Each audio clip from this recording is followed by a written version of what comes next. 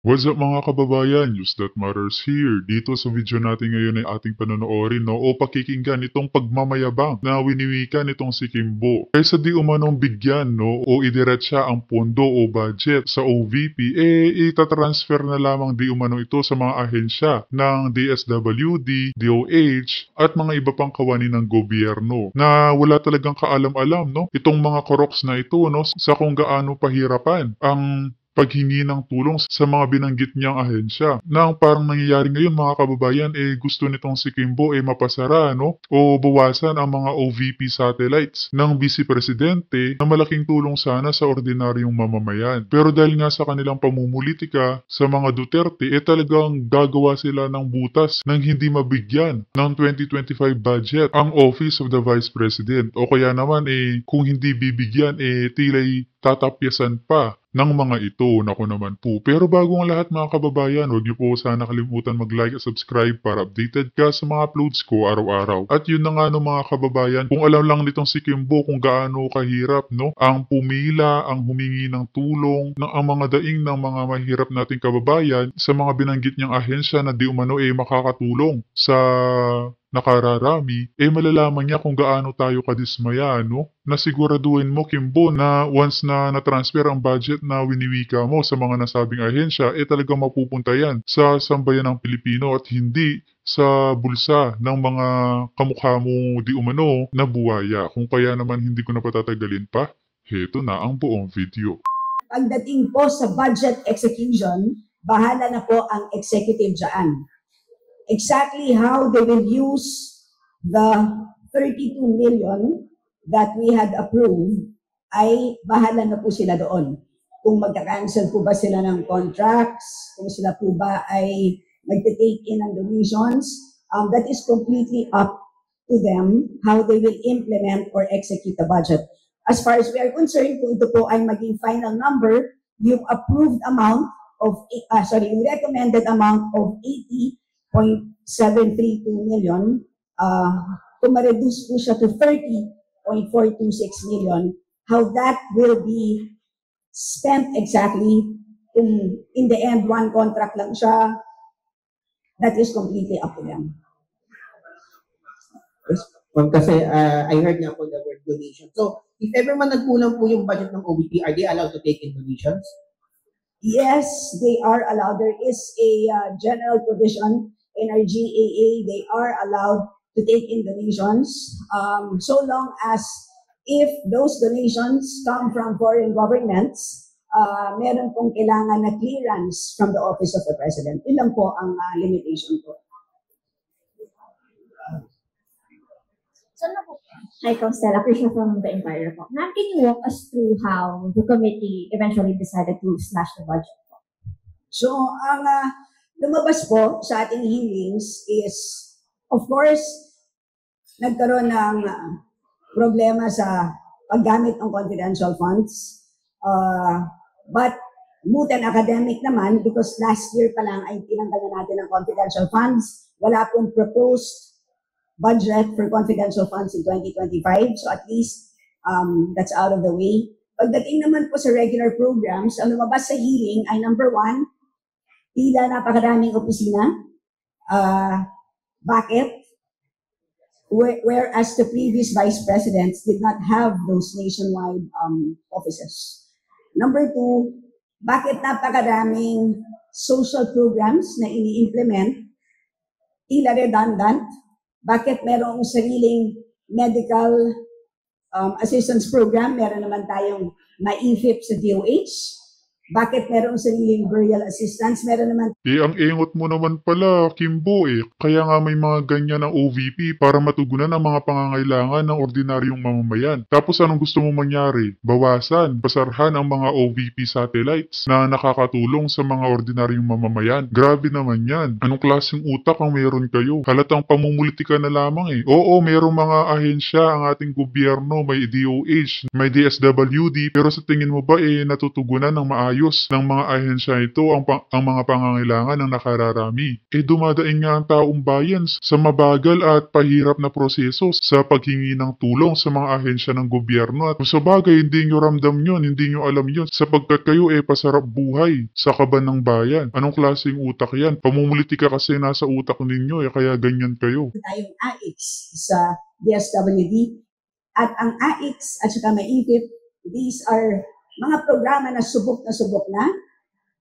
So, yun ang mga dalawang Subok na subok daw, sabi. nanibabaw na findings mula sa POA. Ingot. And at the same Walang time, lumabas din po Kung alam lang nila kung gaano kahirap pumila para lang humingi ng tulong sa mga ahensya, tapos minsan binabaliwala pa. Mag-isip naman kayo ng maayos, wag puro politika ang nasa utak ninyo. na mababa ang utilization rate, ang dami pong natirang pondo mula sa social programs.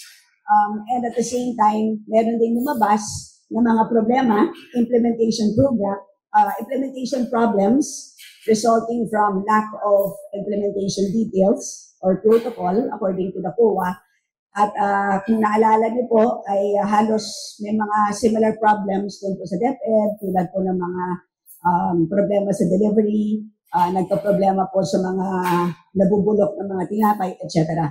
So, ang sabi namin is, why don't we just transfer the funds for financial assistance to the national government agencies na subok na?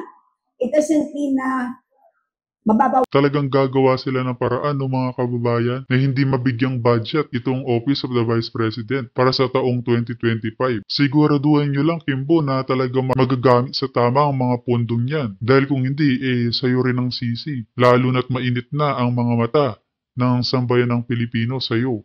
bawasan ang kanyang pagtulong, ang pagtulong ng OVP. Ang sinasabi lang po natin is ililipat lang natin doon sa mga ahensya na yan at pwede nang kunin ng OVP ang allocation nila doon mismo sa DSWD at DOH, katulad po ng ginagawa ng Congress at ng Senate. At on our part, by transferring those funds, that ensures the OVP na meron silang sapat na alokasyon na kakayanin nilang ma-implement. So, ganun po ang naging main decision. And at the same time po, as I mentioned earlier, pagdating sa rent, na-explain ko na po yun. And at the same time, tinignan din po namin yung professional services na tila malaki ang budget for consultants. Good morning, Kong Hana po from Billionaire News Channel. Ma'am, clarify ko lang, medyo technical question. May breakdown na po ba dun sa amount na mapupunta sa AIX and dun sa MAIFIP? Yes. So, ang mapupunta po sa AIX ay additional 646,532,796. At sa MAIFIP naman, ang dagdag po dyan is 646,533,796. As you can see, almost equal amounts. And at the same time, I would like to note that this would include yung professional services. So yung professional services na tinanggal po natin sa OVP ay inilipat po natin dito po sa DSWD at sa DOH. In other words, kung meron mga job order or consultants na tumutulong po sa ating Vice President to Siguraduhan mo yan, Kimbo. Grabe talaga, no, mga kababayan. Kung ating iisipin mabuting mga kababayan, parang dagdag trabaho din ito sa mga nasabing ahensya, no? Na kaysa makatulong sana itong Office of the Vice President ni VP Sara sa mga proyektong ganito, wala. Dahil sa pamumulitika, hindi nila bibigyan chance, no? Nilaso na ng utak tong si Kimbo ng pamumulitika sa loob ng Kongreso. Sino kaya ang nag-utos niyan? Ba't ganyan siya? Sa tingin niyo mga kababayan? implement your social programs. Ang sabi po namin, we will put the allocation for those people doon po sa mga ahensya. In other words, ang naging very important principle is wala po tayong job. We will preserve jobs. Yun ang naging napaka-importanteng pinag-iisipan ko. Okay po, thank you po.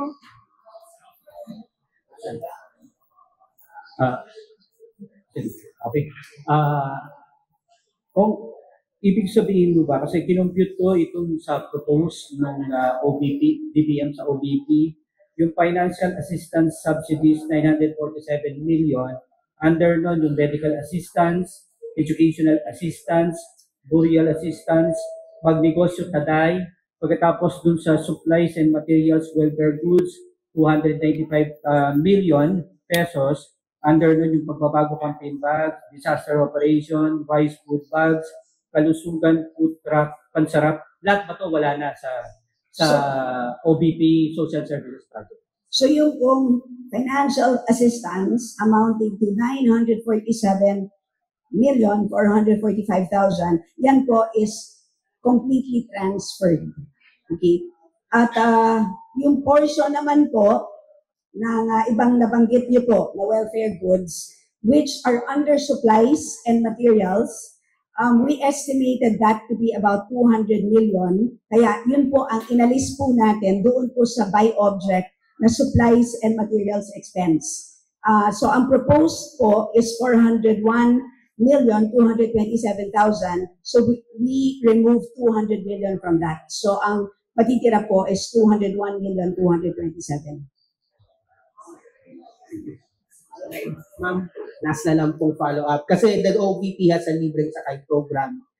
Maapektuhan po ba yung libreng sakay program na yon? Kasi medyo may component din yun sa kanilang budget. And by how much po yung matatanggal sa libreng sakay program nila? Well, judging po from, at least from the 2023 report, there were procurements amounting to, kung natatandaan ko correctly, about 24 million pesos for vehicles. So, tingin ko po, since nabili na po yun, ay pwede po nilang ipagpatuloy yun. At meron naman po natitirang pondo para sa other MOE expenses para sa gasolina. So, not necessarily po, no? Again, it's completely up to them na ipagpatuloy ang programa nila.